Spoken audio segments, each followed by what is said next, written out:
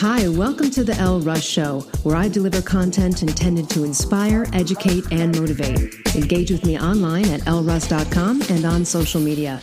Enjoy the show. Today, my guest is Marisa Peer. She is a globally acclaimed therapist, best-selling author, and award-winning speaker. She's helped clients all over the world, including Hollywood celebrities, royalty, CEOs, and sports stars for over 30 years. She also created a multi-award-winning Rapid Transformational Therapy, or RTT, to make these techniques available to everyone. And she also dedicated her time and developed powerful self-hypnosis programs online designed to release common blocks people face in every area of their life, from self-confidence, weight, relationships, finances, and much more. She's the best-selling author of 5 books. We're going to be talking about her latest one today, and you can visit marissapeer.com to learn more about her. Marissa, welcome to the show. Well, thank you so much for having me. I'm excited to be here. Your work is really amazing and prolific. You've been doing this for so long, and you are the author of 5 books. You're a best-selling author, but we're going to talk mostly today about your latest book, Tell Yourself a Better Lie. Use the power of rapid transformational therapy to edit your story and rewrite your life. Before we get into the details of this book, and I think this is a very healing book for anyone, and I also should mention it has great links to visualizations and guided meditations from you. So it's wonderful to be able to hear your voice and be in that vibe. But let's talk about this sort of method you developed, rapid transformational therapy, and why this is a little different than traditional methods. Well, I think traditional methods came about. I mean, obviously we used to live in a much slower time. And I think once upon a time, people had time to go and speak to a therapist every week, and therapy was quite a new model, and so it seemed to be a very good idea. Let's talk, and talking is good, and sharing. But of course, we live in a very fast world now, and the very fact that we live in a fast world means our problems are greater. And if you turned up in A&E and said, I'm in terrible pain, I don't know what's wrong with my head or my leg or my foot, they wouldn't go, well, we need to have a long dialogue and build up trust to get better. And that's not to deny that many people going to a therapist and building up trust and talking is a good thing. But you see, if you went to a chiropractor in back pain, a dentist with pain in your mouth, or indeed turned up in the emergency room, they wouldn't build up trust in order to make you better. And I think most people just don't have time. When people are in pain, they often haven't got another week. They say, no, this is driving me crazy. My relationship's about to end. I don't know what to do with my kid. I'm so depressed. I'm about to lose my job. And we don't have time to wait to get better, whether you're in physical pain or mental pain or emotional pain. We don't have time. And also many, many physical pains like the migraines, the irritable bowel, the terrible digestion, the nerve pain are actually real pain. There's no doubt about that, but they're not caused by a diseased organ. They're caused by diseased thinking. But just like real physical pain, we want to be over that pain. I mean, if you have insomnia and you can't sleep and you wake every night, that's going to cause so many other knock-on serious health issues. And we haven't got time to wait to find out why you can't sleep. We want to fix that today so you can enjoy a wonderful night's sleep every night. Well, and that seems to be, at least in the way that I read it through, which these incredible stories of client transformations in your book, you say it's finding the core belief system fast. So you're more like simplifying that process. And I guess I love this. It really grabs the emotional truth that lies at the core of the memory. So I want to get into an example of this because you talk about stories that morph into lies that we tell about ourselves. Like, at the very beginning of the book, you mentioned something as simple as someone saying, every time I'm in a relationship and it gets serious, the person leaves after a year. Like, I'm always going to be alone. I'm terrible at picking partners.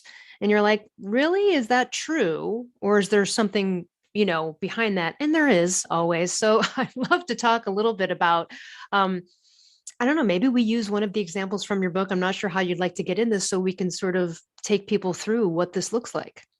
Well, I mean, love is a great example because you see, when you're a small child, if for whatever reason you don't feel loved, and that happens so much. My mum's never there. My dad's in the military. I was just talking to someone the other day, said my dad was a very famous artist, manager, and he was never home.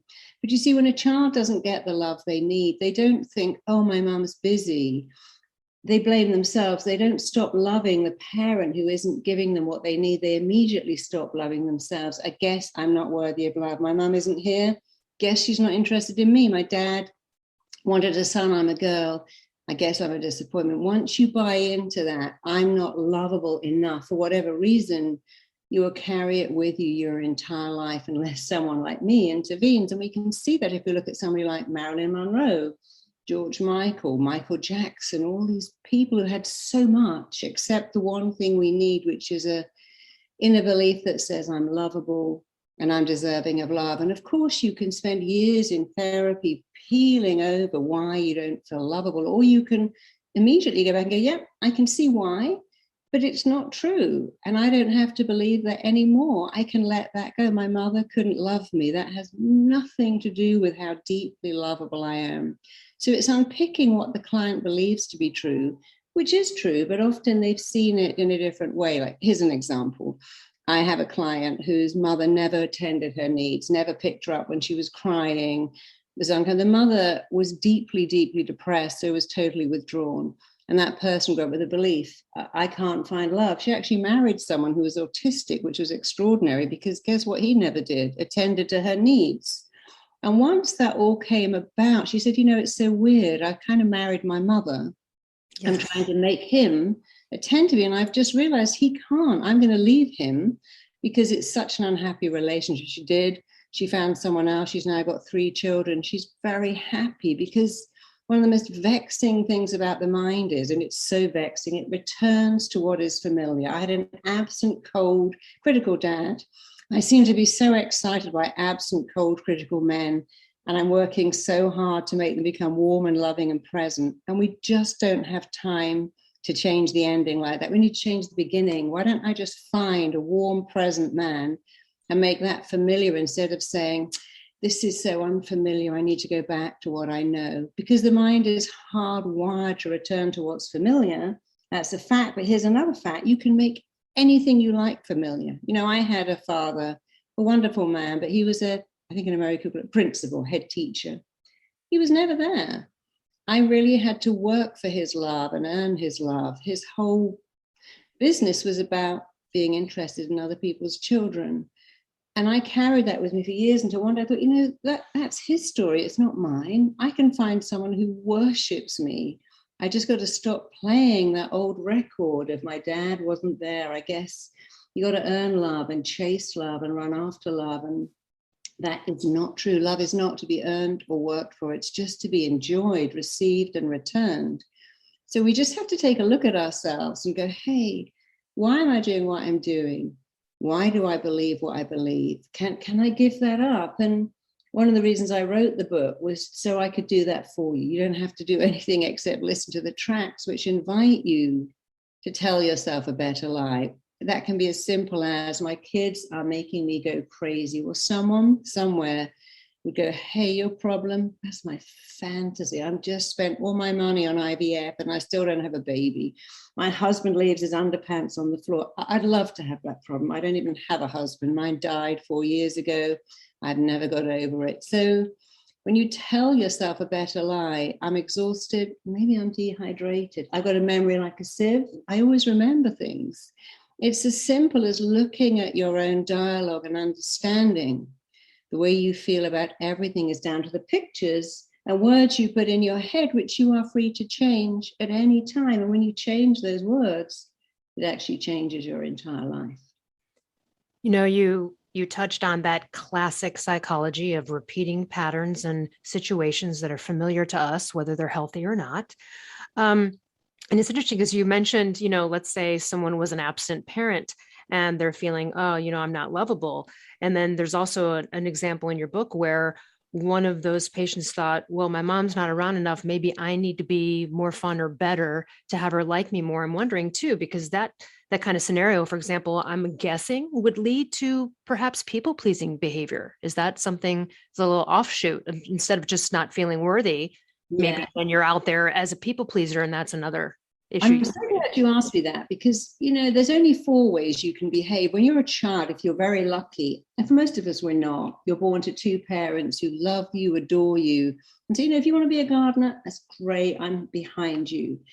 But we don't tend to have that. We have parents who want us to be academic when we're sporty, want us to be sporty when we're not, want us to be perfect and good. Or maybe one of those parents has moved on and had new kids with someone else, or we just don't feel like we're quite right because we get so influenced by the media.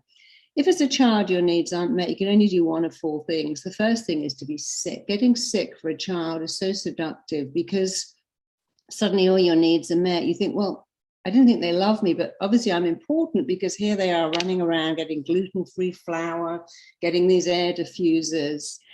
So getting sick is so useful for a child in making them feel they matter. The second way we act is to try and be perfect, be academic or brilliant at sport or really good at something, because now we're indispensable to what used to be a tribe. The third way, which is what therapists like me do, is we become the carer. We give what we don't have. I'll give everyone love and caring. So many nurses have a calling to give so much because often their needs aren't met. So the people pleaser is often the carer, the therapist, the psychiatrist, the doctor, the nurse, people like me who give what they didn't get.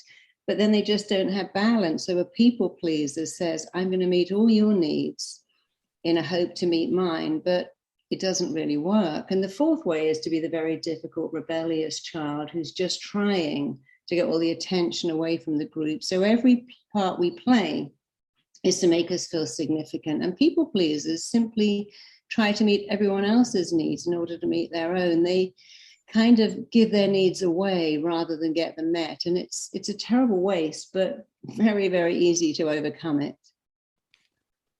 So let's talk a little bit more about that pattern in love that you mentioned too. You know, I think a lot of people listening, and in general, we've all been through something, especially if you've been through several relationships as an adult, where I remember one time many, many years ago, I was like, oh my God, I'm dating X. And it was a family member of mine that I had issues with, and it was the same personality. And I wonder in those situations, I mean, I get that we're sort of subconsciously attracting what was reflected to us. And even if it's not healthy, it's familiar.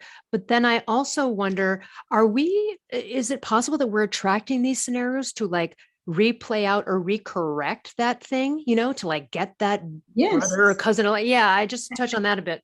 Our life is like a book and we want to change the ending. So you may say it isn't just the father. You may say I had a very critical mother. I had a client who said my mother was so intelligent. She'd always say to me, darling, you're so boring. I should never have been a mother. I'm too intelligent. I can't be bothered with you. You might be 6. Please remember I'm not. And I find you very boring. Terrible thing to say to your own child. But guess what kind of women he liked? Super smart women that made him feel stupid. And I said, yes, you're just trying to find someone like you're trying to recreate what you know, find a smart woman that goes, oh my God, you're so intelligent. Then you've recreated the story, but you've changed the ending.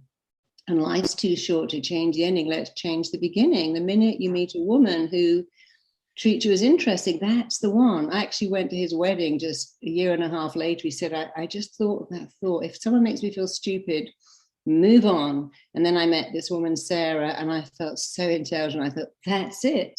Because we have to look at the patterns we are playing out. We're recreating what we know, what we've always known, but trying to make the next bit different. Somebody was absent. My dad was in the army, and now I seem to like married men. What's going on? You're trying to find someone unavailable to become available because your parent wasn't available. But rather than making someone unavailable available, find someone available at the start. The minute you can say, oh, I see why I'm doing that, everything changes. For me, when my father was this head teacher, principal, and for a period in my life, I think I was allowed to live with my grandmother for almost a year. And I was so blissfully happy. But I always knew that I would never be allowed to stay there forever because my father was a head teacher. He could never say, oh yeah, my kid doesn't even live with me. And in my moments of heaven living there, I knew it was going to end. And for me, I noticed that I went into every relationship waiting for it to end, planning the ending, saying, well, this is never going to last. And of course, when you have that belief it can't last, you either act out and you make it end, or you pick someone who's going to leave, or you just become so difficult and ridiculous that they can't possibly stay with you because you're so needy. But when I suddenly took a look at that, oh, of course, that was my experience of being so loved and cherished, but knowing the clock was ticking. And the minute I looked at that, that changed dramatically. And I married someone amazing who adores me. But we have to take a look at what we're doing.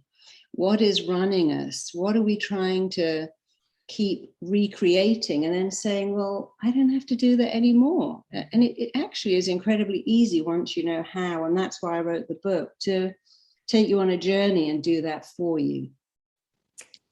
It's, you mentioned something, you're very strong about it in your book, and I've talked about it before. I think the first time I really heard it in what seemed harsh terms was listening to Byron Katie talk about it. She had, a spiritual transformation, but prior to that, she was like an awful mother. She was a drug addict, so when she had this transformation and, everyone's flocking to her as the spiritual warrior, her daughter, who had lived through the first part of her life, said, hey, oh, it's real convenient for you that suddenly you had this transformation. Now all of a sudden you're this great person. What about all these fucking years that I spent as your daughter, which was a disaster, And Byron Katie, her mother's response to her was very harsh, but it really hit home for me many years ago. She said to her own daughter, mother yourself.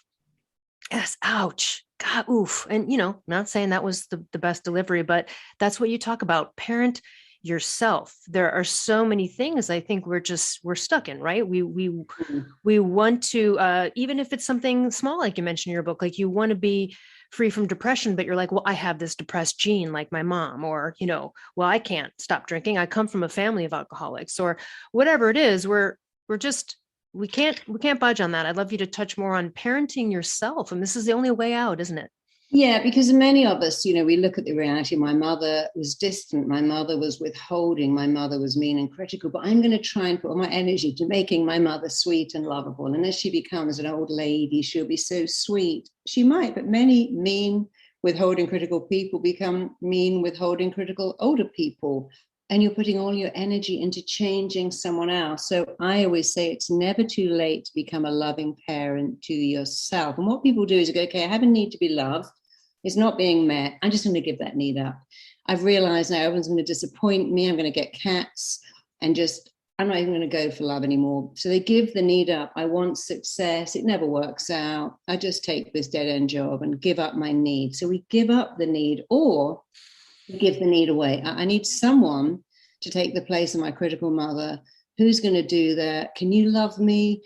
Great, you said you would. Okay, that's your job now, to love me, make me feel amazing. But when you give someone that job, if they get sick, if they have issues, if they can't do that, if they get bored doing that job, you're now right back to where you were before. So we either give up the need or we give it to someone else to fix. And the right way is to meet that need yourself. What does that mean? It means you take a minute, and we can do it right now on this call. Imagine if you had an amazing parent, what would they say? You're a great kid. How lucky was I to have you? If you had an amazing partner, an amazing best friend, an amazing boss, if you were an amazing parent, what would your kids say to you when you've worked out what you want to hear? Which is not rocket science. It's usually, you're great. I'm glad you're here. The world is a better place because you're in it. I'm so glad I'm your mom, your sister, your partner, your best friend. I love you. You're amazing. You're the one. If you begin to say those words to yourself on a regular basis, you might think, well, what's the point? Why would I say I'm great? I'm single, I'm alone. It doesn't matter. Keep saying those words. I am lovable. I matter. In fact, if you said nothing more than these 4 phrases every day, here they are. I'm lovable, I matter, I'm significant, and I'm enough, just the way I am. If you just did that every day, what would happen is your sense of self-worth and self-image would rise so dramatically that people would start to reflect back to you what you are now believing about yourself. You'll say, it's so weird, I didn't have a guy for years. I found someone. 2 weeks later, 3 guys hit on me. What's happening? Well, you have a different energy now. Your energy is, I'm loved, I'm desirable, I matter. And people pick that up and find it very alluring and very attractive. And it's that irony that I was in a wasteland, had no one, someone turned up, and I had 3 more opportunities. I had to turn them down. So you've got to get that energy, that resonance of I'm lovable. And if you don't believe it, it doesn't matter, because this is the bit about the lie. You could say, I'm going to be alone the rest of my life. I'm just a big fat mess. I'm a train wreck. That is a lie. And if you're prepared to tell yourself a lie, tell yourself a better one. I'm magnetically lovable. I'm attracting love. I'm finding love and it's finding me. It's all around me. I'm so lovable. Love is just putting itself right in front of me. Is that true? I don't know, but I do know if you say it enough, you have a huge chance of making it true. And one of my clients said, I began to say that. Love's just going to put itself in front of you. The weirdest thing happened. I suddenly saw my next door neighbor. I'd never even noticed him. He noticed me. We spoke over the garden fence. We're still together. He'd lived there for 5 years. I don't know why I didn't register him, but when you told me I was so lovable, love would find me, it was living next door to me. People say, that happened in the store. I've never been hit on in the grocery aisle, but this guy came out and said, I just have to talk to you. There's something about you, because I was walking through life with this belief, love is finding me. Or we can go, no, it never finds me. It hurts me. It cheats on me. It lets me down. You really need to tell yourself a much better lie. I'm magnetically lovable, because love isn't to do with the size of your thighs. It's nothing to do with the number in your bank account, the weight you are, the size you are, how many followers you have. It's available. Love is available to you. If you tell yourself love is available to me, it's coming after me, it's putting yourself right in front of you. Of course, you've got to get off the couch and go out. You can't lie at home unless you want to have love with the Uber or the Amazon delivery person. But if you do 3 things, and they're very easy. The first is tell yourself you are deeply, powerfully lovable. Secondly, have a think about the kind of person you'd like to share your life with. And thirdly, go out to where they might be. One of my clients, I said, where are you looking for love? Should I go to yoga? Any men? They know it's all women. Well, get out of the yoga class and go into the weights room. You have to be a little bit proactive.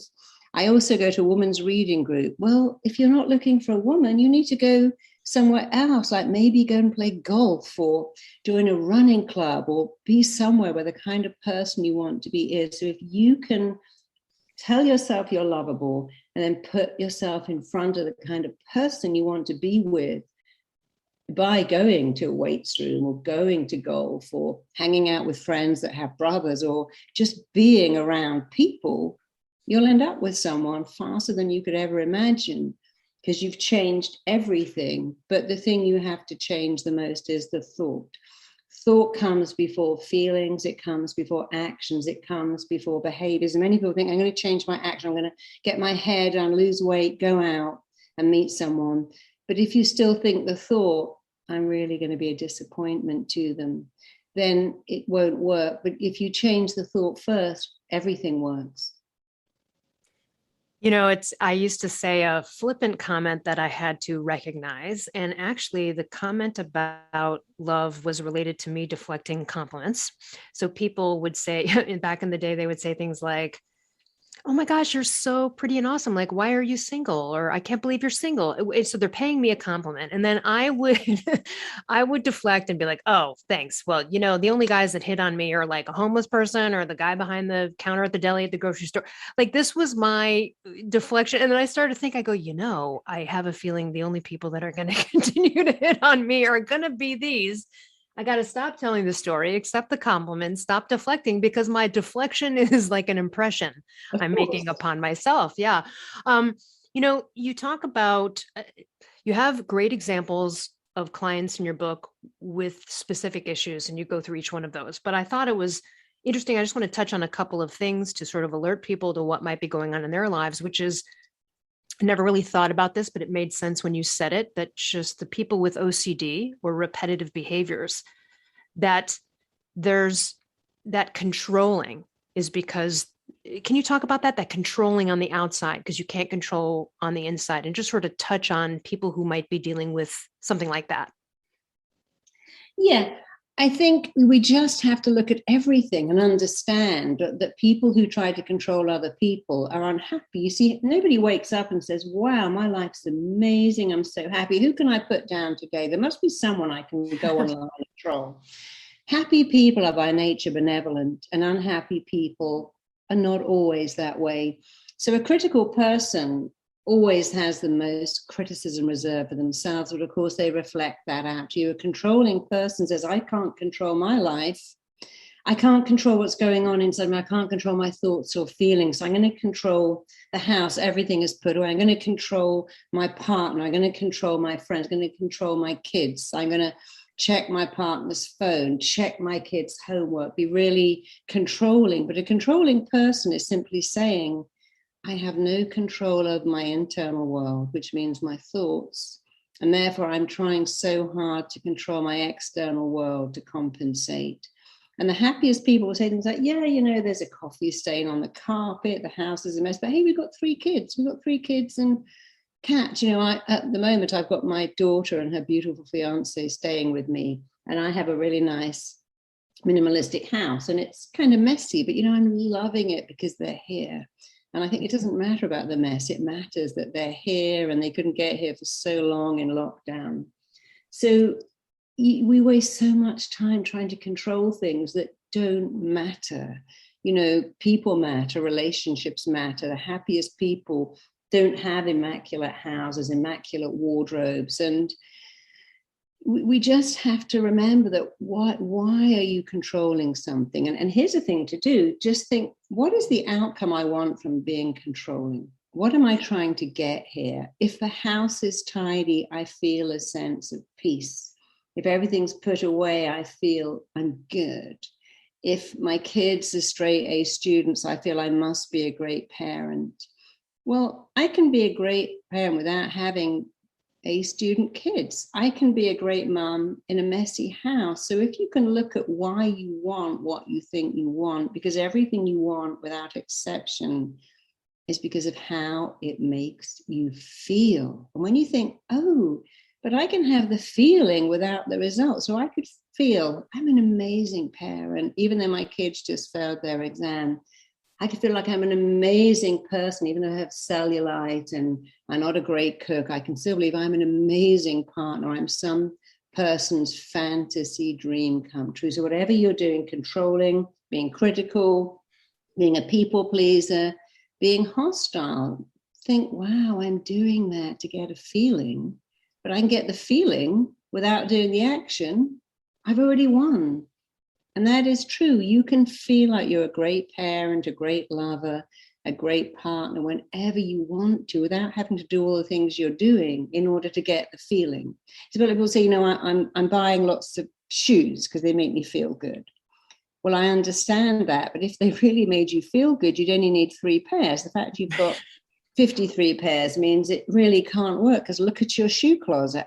Why do you need all those shoes or candles or cushions or bags or, you know, books? My husband buys so many books. They make him feel happy. That's okay. That's slightly different. But then you have to think, but I could be happy without all the books. We're acquiring so much stuff to feel good. But then managing all that stuff makes us not feel good. You know, I find my unhappiest clients will say things like, you know, I've got 3 homes. It's so stressful. There's always something going wrong. They'll say to me, oh, my dogs are ruining my life now. You know, I can't travel. Well, don't have them. I have pets. It is, when I travel, inconvenient to have to organize their care, but they give me so much love. That's the price I chose to pay when I got them. And I could feel really stressed about what I'm going to do with these cats. They're not like dogs. I can't take them on the plane. I think these cats give me so much joy, and I rescued them. And they're always going to be better off than where they were, even though I have to leave them with carers when I'm away. If you can just go back to whatever you want, it's because of how it will make you feel. I want someone in my life so I can feel loved. And if you start to feel loved without them, as weird as that may sound, you'll attract them so much faster. Yeah, that is the truth. You know, I thought it was interesting. You talked about, and I think it's from the example of Joe, about weight and weight issues serving as punishment or protection. And I thought the Joe story with like the candy was unique a little bit, because I don't know that it just seems like a little bit of a unique one, not as obvious maybe. Can you share us a little bit about that story. It's not, yeah, sorry, go on. No, yeah, go ahead. I just thought that was an interesting connection with that particular story, Joe. Yeah. I mean, I specialized in my early career in people with weight issues and eating disorders and the psychology of overeating, what that's really all about. And when you understand the psychology behind overeating, it all clicks into place. And here's something that is always so helpful. 500 years ago, the thing we died of was not famine. Sorry, click that out, that was wrong. 500 years ago, the thing we died of was not a war, it was hunger. To this day, we are so scared of hunger. Oh my God, I'm so hungry, I need to eat. We end up eating potato chips and jelly beans and candy bar because we are hardwired to be scared of hunger, to eat anything in our line of vision to get rid of hunger. Second thing to factor in is that when you're a little baby and you cried or were lonely, someone picked you up and put this perfect combination of fat and sugar in your mouth, and it felt so good. And in that instant, it met every need you had. You felt connected, you felt significant, you felt loved, you were in someone's arms, you got a lot of attention. And so whenever we feel a bit low, we think, where's that fat, creamy stuff? No one says, oh, I'm so down, I need some celery, I need some wilted spinach. They go, I need fat and sugar. And in nature, there is no food that's half fat and half sugar. In nature, you can get fatty food like olives and nuts and seeds. You can get very sugary food like mangoes, but there is no perfect combination. And food companies have created this food that's fat, sugar, and salt, the bliss point, to make us feel that regression. So when we put that food in our mouth, we regress back to being a baby. I'm having a bad day. Where's the chocolate? I'm having a terrible day. Where's the ice cream? No, I'm having a terrible day. Where's the grated carrots? I just binge on those for a while. And what we have to do is understand that overeating is an act of regression. So in Jo's case, her father was absent, but when he did see her, he'd always give her candy and potato chips. And when, as an adult, she was sad, she would immediately go for candy and potato chips in excessive amounts because she was trying to recreate the feeling. Overeating is always an act of regression. Another client said to me, my dad used to see me once a month and we had burger and a milkshake, and it was just so special. Whenever I'm sad, I eat burgers and milkshakes, and I never knew I was trying to get the feeling back. Yeah. And so the feeling is to remember it, because your dad's love isn't in a milkshake and a burger. Your mum's love, people say my mum used to make me cakes, and when she died, I found myself making so many cupcakes, buying cupcakes, eating the cupcakes, trying to find my mum in a vanilla icing. Well, I don't want to hurt you, but your mum is not in frosting. You're not going to find your mum in cupcakes. My grandmother loved me dearly, and she was a real person who loved you through food. She couldn't separate love and food. And I can see that with all the love she had, she gave me an eating disorder, because for her, love and food were indistinguishable. But I have the ability to go back and say, food isn't love, it's very nice, but actually, and I wish we all knew this more, overeating is not love, it's abuse. We'll say, oh, I love pizza, I love beer, I love food, but darling, that isn't love, that's abuse.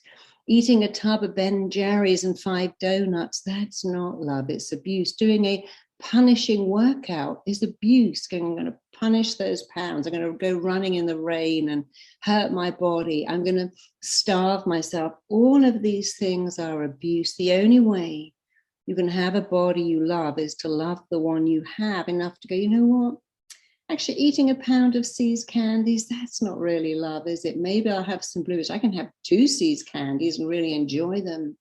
I can have a little bit of ice cream and say that's yummy, but eating 5 scoops, it's now tipped into abuse. And if you can just look at the way you eat, the way you work out, and your whole relationship with food, and move from abuse to love, it becomes a game changer. My daughter came home last night with all these 3 pieces of Cheesecake Factory thing. And she said, Mum, try this one. I had a little piece. It was very nice, very sweet. But I didn't think, oh my God, I need the whole thing.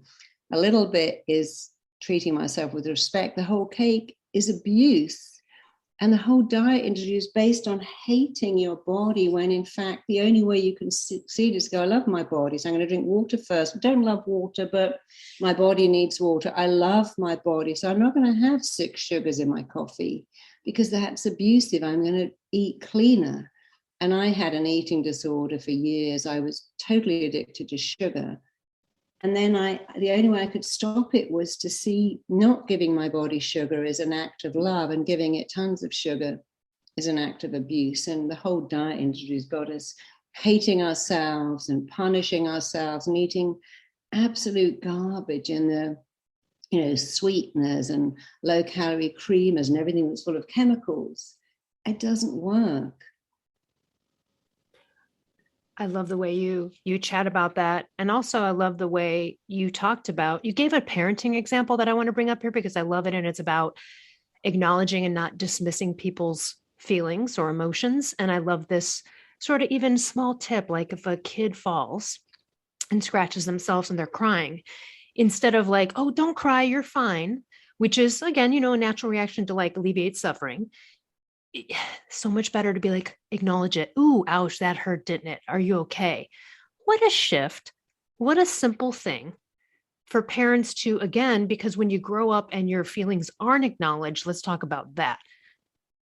Yeah, and let's talk about, something I say to everyone I work with, your kid is acting age appropriate. My kid wakes up at night and tries to get into my bed. My 15-year-old kid is arguing with me. I said, well, that's called age appropriate behavior. When they're little, they want to sleep with you. When they're 15, they want to argue with you because they're learning to go out in the world and have debating skills. And thank goodness they've got a person they can learn to argue with. If they couldn't argue back, how would they go out into the world? My child of 2 is a fussy eater. Guess what? At 2, that's exactly the age they could wander on the prairie and pick their own stuff. And they will only eat what's familiar, and they avoid what's unfamiliar. Instead of saying, you got to eat that, you go, darling, you don't know this. You don't know chicken. You don't know this vegetable or this fruit. It's not familiar, but we're going to have a little bite and you're going to get to know it, because the terrible 2s is all about, I'm resisting everything. I don't know. My little girl wanted the same story every night, the same breakfast cereal for breakfast, lunch, and dinner. But I recognized she was moving into unfamiliar territory, and she'd like the same thing over and over again. But I understood that was age appropriate. And if we could just use that language, my kid doesn't listen. My kid is touching everything. My kid is annoying. They're not obedient anymore. It's called age appropriate. I remember being on the beach with my friend, and our daughters were both running, and she told us to stop. She stopped. Mine kept going. I called her again. The 3rd time she stopped, she goes, why is your kid so bad? I said, she's not bad. She's a little puppy. This is age appropriate behavior for a 2-year-old. I can see her. She's having a great time. Her child actually turned out to be very introverted. But when people say, why is your kid so difficult? No, their age, this is appropriate behavior for their age. They are acting in an age appropriate way. They don't want to kiss grandma. They say things like, Mommy, why has that person got such a big fat tummy? And you have to understand that, I remember being with my daughter once. She said, Mommy, look at that person. She's so fat. She must have eaten so much. Has she got a baby in her tummy? She said, your daughter's so rude. Say you're sorry. I said, darling, say you're sorry. And she said, I'm so sorry you're big and fat. She goes, but Mommy, she is big and fat. And she couldn't understand why she had to apologize.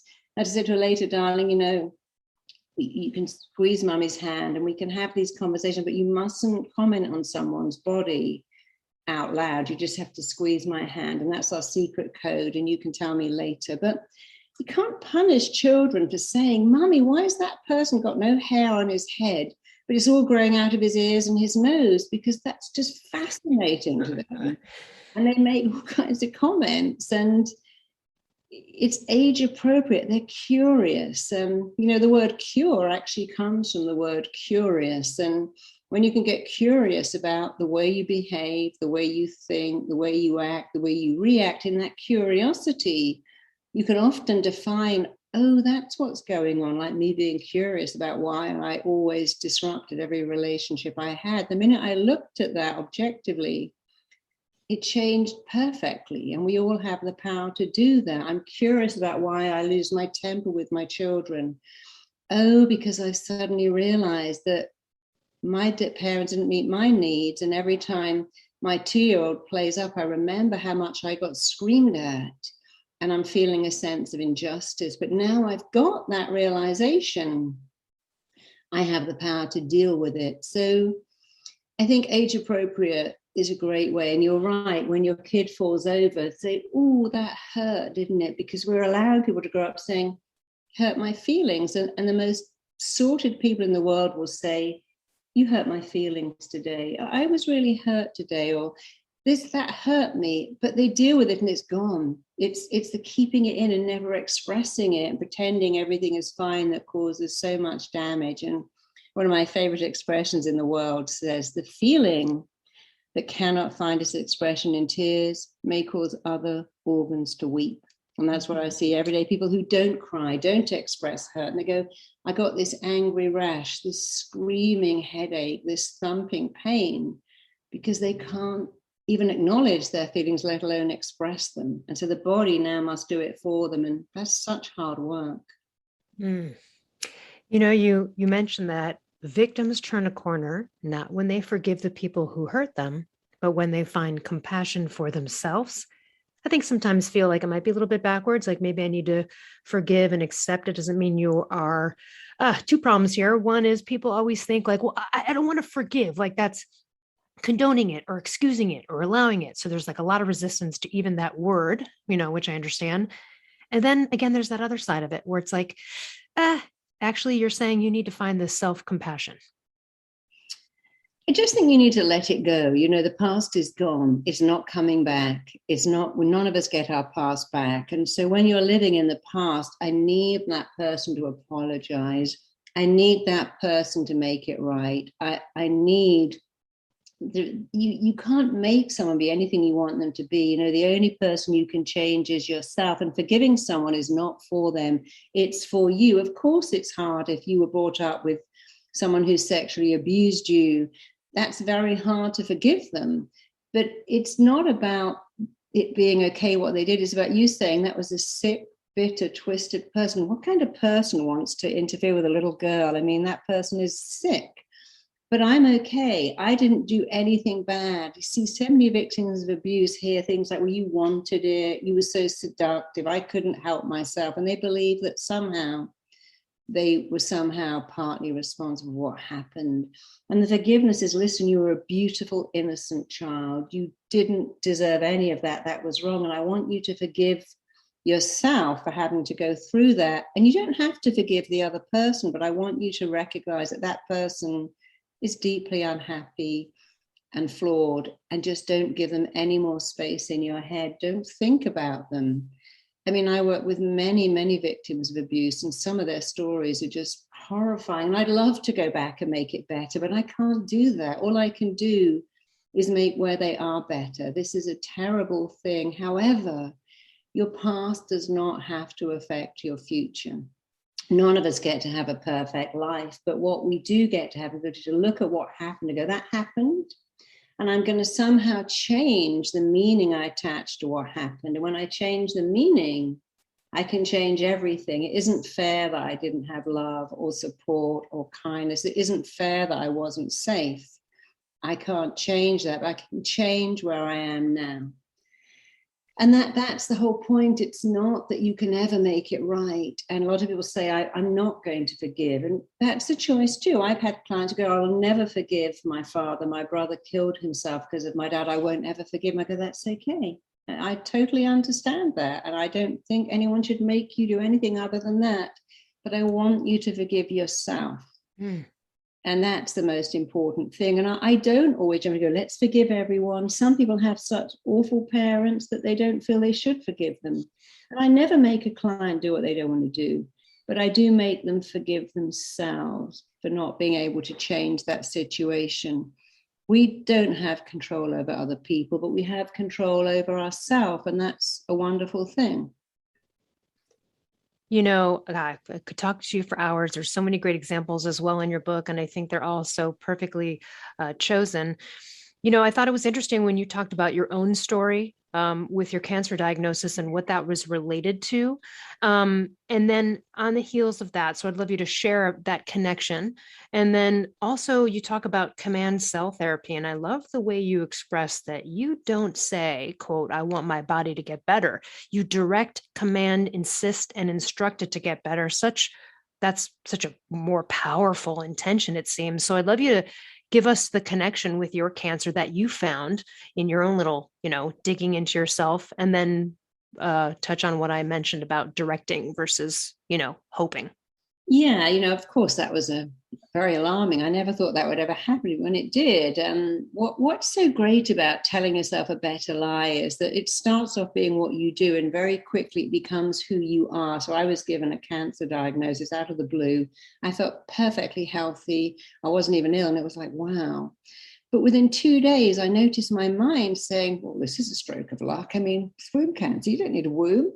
Your womb's done a great job. You don't need a womb. It could have been an eye or a leg, but it's just a womb. And I thought, yeah, that's right.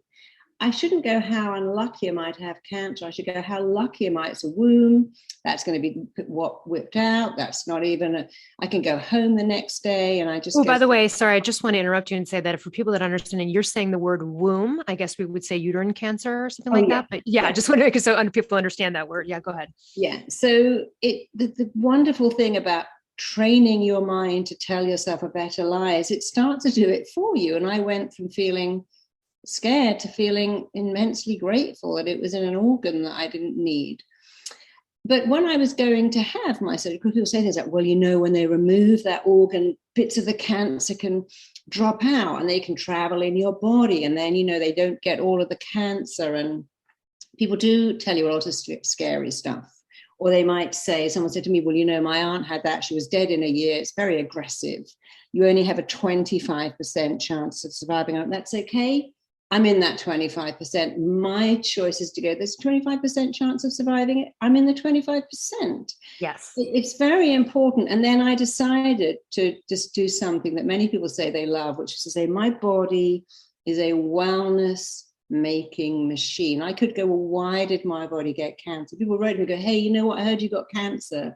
You must be a very aggressive person. Only angry people get cancer. Or they write and say, oh, you got endometrial cancer, you must have been abandoned as a baby. And they got all these little cliches. And I didn't have time to work out why I got it. I just wanted to not have it. And so I decided to do something that's immensely powerful.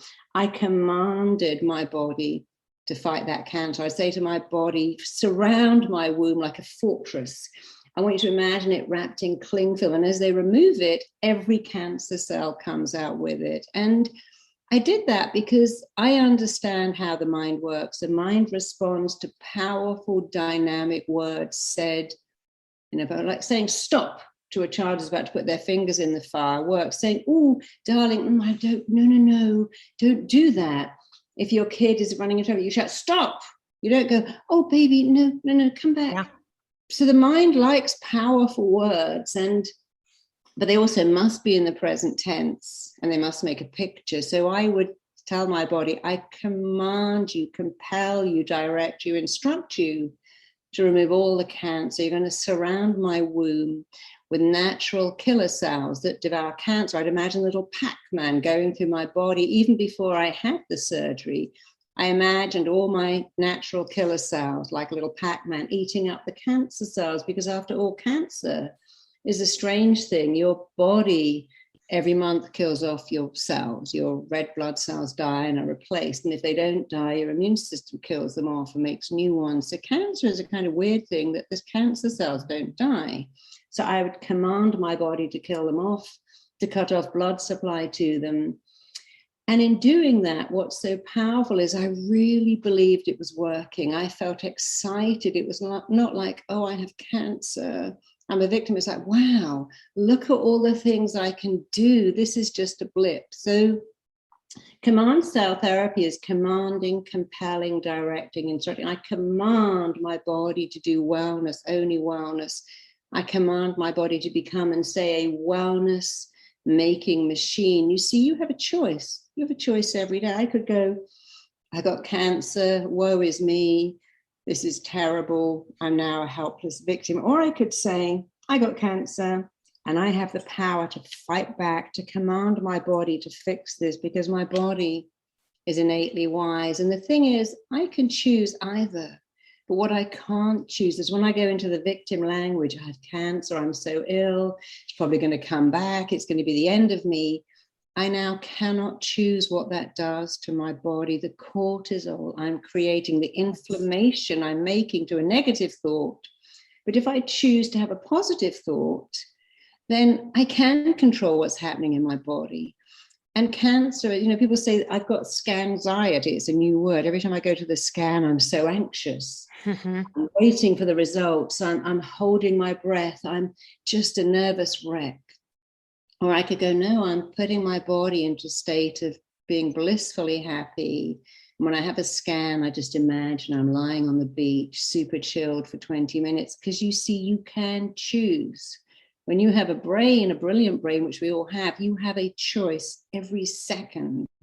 Rationalize why you feel so bad or talk yourself out of it. I've got to have so many needles. I feel like a pincushion. I'm being jabbed. Or, wow, I'm so lucky. I've got this amazing care and people are really looking after me and doing everything to keep me here.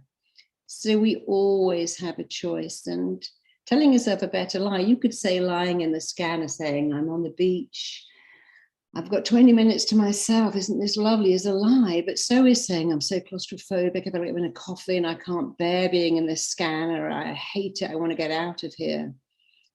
The situation's the same, the thoughts are just absolutely different. It's like saying I'm excited or nervous. The situation is the same. I got to go and talk to my boss, I'm so nervous, I'm going to stutter and look like an idiot and I'm going to blush. Or you can say, wow, I'm excited. I got a chance to tell my boss who I am and what I can do for this company. This is so exciting. I'm going on a date. I'm a nervous wreck. I'm super excited. This could be the one. Wow. And that has changed my life. Very little things have changed my life massively. And one of them was the power to change fear into excitement. One of them was to say constantly, I'm enough. But the biggest thing that changed my life was to go, I am choosing this and I'm choosing to feel great about it. I'm choosing to eat an apple, not a cake. I'm choosing to work out a bit because I'm choosing to be fit and I'm choosing to feel great. I'm choosing to write a book, knowing some of them may hate it, but I'm choosing to feel great about it. That sentence, I'm choosing this and choosing to feel good about it, is so life-changing. I love the fact that in my book, it's the simple little things that have the most profound results, and they're all free and they're all available to everyone who reads it. Absolutely. It's a wonderful book. I think it's one that you could kind of refer back to several times throughout your life to go, oh, you know what? I need a little bit of encouragement here on getting to the bottom of this feeling or the bottom of this issue. And of course, you can get that on Amazon and everywhere else. But before we wrap up, you have lots of wonderful free stuff on your website, but you also have incredible trainings and courses and to help people make their lives better. So how can we benefit from you? And also just want to alert everyone also to your YouTube channel where you get on and you talk about subjects for a few minutes here and there, and you can get a daily dose of encouragement from Marissa anytime you want. But tell us about these programs and things you've created for everyone on your website. My biggest thing, which is so exciting, is I have something called Install the Cheerleader. It's an audio that's completely free. You just download it in the book. And Install the Cheerleader shows your mind how to stop being a critic and become a cheerleader. And last year, over 500 schools in the UK took it and said, this is amazing. This has helped children have confidence and it's helped them to study. And today we started to release it in America. It's completely free. We give it to lots of schools. We then make a puppet of the cheerleader, the class of design, but it's just a wonderful thing for children to think, wow, I can have a critic going, you can't do that, or a cheerleader going, yay, this has your name written all over it. You can do this. And so for any of you who want the cheerleader for yourself, it's in the book.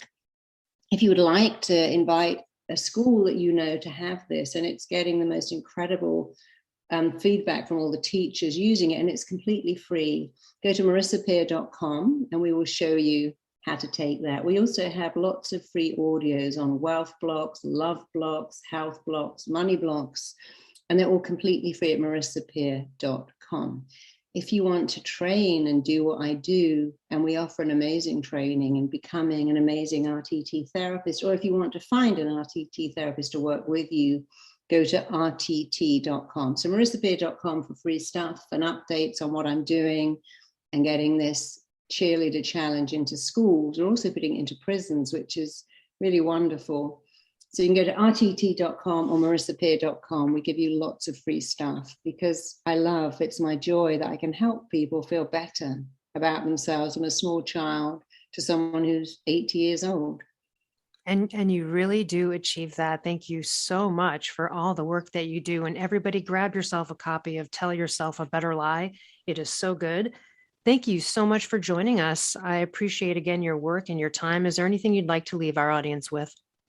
Well, I think the nicest thing is I put 4 free downloads into that book on confidence, on success, on the cheerleader. Each of those costs like $35, but they're all in the book. So it is great value. And if you don't like it, I'm more than happy to give anyone a refund. But I really wrote that to help people change. And it's been the joy of my life to read the reviews that have come up. And if you want to have a happier life, look at the way you talk to yourself. Your words shape your reality. When you change your language and tell yourself a better lie, you change your reality. And it really can be as simple as that. And I love helping people. So thank you so much for having me on. It's been wonderful. Thank you so much. And to everyone else, we'll see you next time. Hey listeners, over the years, a ton of companies have approached me to collaborate, but I will only promote companies whose products I believe in and that I actually use and consume on a regular basis. So let me tell you about some of my favorite companies that I can offer you discounts for. Rep Provisions, an amazing company doing incredible things for our planet, topsoil, and animals with regenerative agriculture, and it's my #1 source for quality pasture-raised meat and chicken. Visit repprovisions.com and use code L15 for 15% off. I'm also obsessed with a company called Carnivore Crisps. They make a lean, all-natural, and delicious alternative to conventional snacking, made with just real meat and real salt. Totally addictive, and my favorite ones are the beef brisket and the ribeye. Visit carnivorecrisps.com and use code PALEO10 for 10% off. I also love and regularly use Paleo Valley products. They make amazing supplements and delicious paleo products. I use the superfood greens powder, grass-fed beef sticks, the organ complex, and their bone broth bars. I love the lemon and apple. I also use their essential C complex and more. Visit paleovalley.com/promos/Elle Russ for 15% off. I also love Primal Kitchen. They make delicious paleo-approved, gluten-free, grain-free, soy-free, and no refined sugar products, and I use them daily, from their collagen powders and sauces and marinades to their avocado and olive oil. So good, so healthy. Visit primalkitchen.com and use code L10 for 10% off. I also love paleo powder and use it almost on everything I cook. They make incredible seasoning blends, and they also have these incredible grain-free coatings that feel just like crispy breadings that you would have had prior to knowing that there's another way. So visit paleopowder.com and use code L15 for 15% off.